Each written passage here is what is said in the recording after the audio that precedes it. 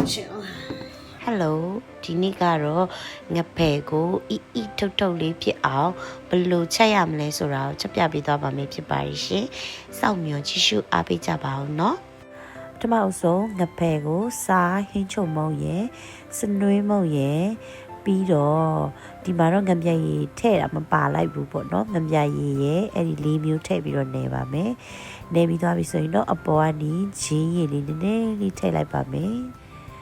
အဲ့ဒါကိုလည်းနတ်ဆောင်ထပ်ပြီးတော့နေရမယ်ပေါ့နော်အရသာတွေဝင်သွားတဲ့အတီးတချလေးစိတ်ရှိရှိနဲ့နေရပါမယ်ကျမငဖယ်ပေါက်ပြပါမယ်လက်နဲ့ပဲအားရတာဖြစ်တဲ့အတွက်လက်အိတ်ကိုချွတ်လိုက်ပါတယ်ရှင်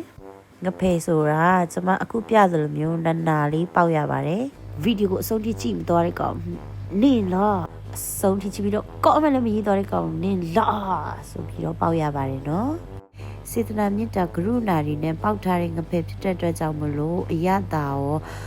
အထီးတွေ့မှာရောနုညံ့ဤဆက်နေမှာပါပဲရှင်ပြီးရင်တော့အခုလိုမျိုးပြတဲ့အတိုင်းငဖယ်ကိုပြလေးလုပ်လိုက်ပါမယ်ရှင်ငဖယ်ကတော့လူတိုင်းချက်တက်တယ်ဒါပေမဲ့နီးလိုရယ်ပေါ့နော်ပထမဆုံးရေထဲကိုစီလေးထည့်ပြီးတော့အခုနကငဖယ်တွေကိုဒီလိုမျိုးလေးထည့်လိုက်ပါမယ်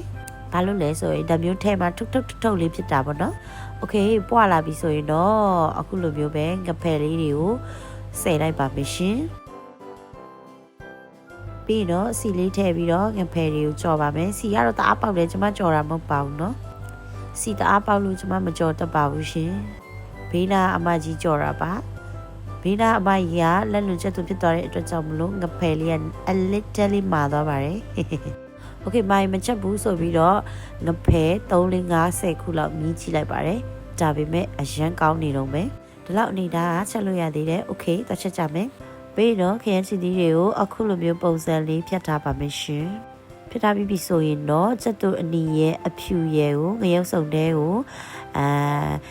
စနွေးမုတ်အော်မဟုတ်ဘူးအယောင်တင်မုတ်3-4စုံထည့်ပြီးတော့ထောင်းမယ်ဒုံလုံးဝကိုမညံ့တညံ့ဖြစ်တဲ့အထိထောင်းပါမယ်ရှင်ပြီးရင်တော့စီတဲကိုအိုးထည့်ပြီးတော့အိုးတဲ့ကိုစီတဲ့ပြီးတော့ထောင်းပါမယ်မထောင်းပါဘူးเนาะစီတက်မှာပါမားနေတာထပ်မားလိုက်သေးတယ်ဒီနေ့တကယ်တလွဲနေပါပဲအရန်ကိုအနက်နေမွေးလာပြီမိုက်လဲမိုက်လာပြီဆိုရင်တော့အပေါ်ကနေခုနကဖြတ်ထားတဲ့ခရမ်းချီသီးတွေထည့်လိုက်မယ်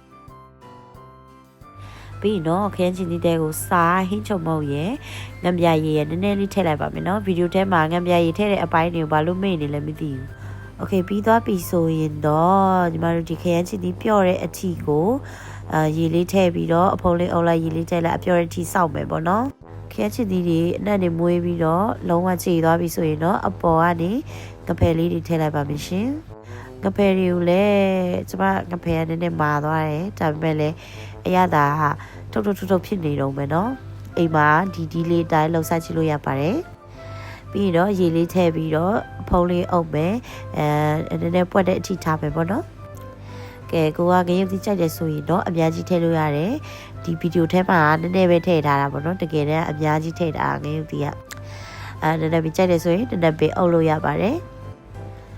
လုံးဝလေးအရန်စားလို့ကောင်းတယ်ကျမထမင်းကိုဒီနေ့3ပကံစားခဲ့တဲ့ငဖယ်ဟင်းနဲ့ငဖယ်ဟင်းကလူတိုင်းချက်တက်တယ်ဒါပေမဲ့ကျမပြောတဲ့အဓိက main point က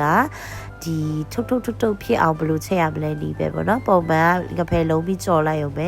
ဒါပေမဲ့အခုကကျတော့တစ်ခါပြုတ်ပြီးမှကြော်ရင်ပို့ပြီးတော့ထုတ်လေးဖြစ်တယ်ပေါ့နော်နောက်ဆုံးကတော့ရုပ်ချောနဲ့စားပြဖို့ပဲကျမတော့ရရှင်အရသာလေးလုံးဝကိုစိတ်ဝင်းနေပြီးတော့ထုတ်လုံးလေးနဲ့ဝါလိုက်ရင်အရမ်းမိုက်တယ်အိမ်မှာလှုပ်ရှားကြည့်ကြပါတော့နောက်တာလုံးဝမရစေရပါဘူးရှင်စားလို့ကောင်းပါတယ်ရှင်အိမ်မှာလှုပ်ရှားကြည့်ကြပါစားပြီးသွားပြီဆိုရင်တော့အားလုံးပဲဘိုက်ဝပြီးတော့ကျမ်းမာဝပြုတ်အလားတိုးစီပါရှင်ကျူလိုက် kitchen ကို like and subscribe လုပ်ခဲ့ဖို့လည်းမမေ့ပါနဲ့နော်အားလုံးကိုကျေးဇူးတင်ပါတယ်တတာ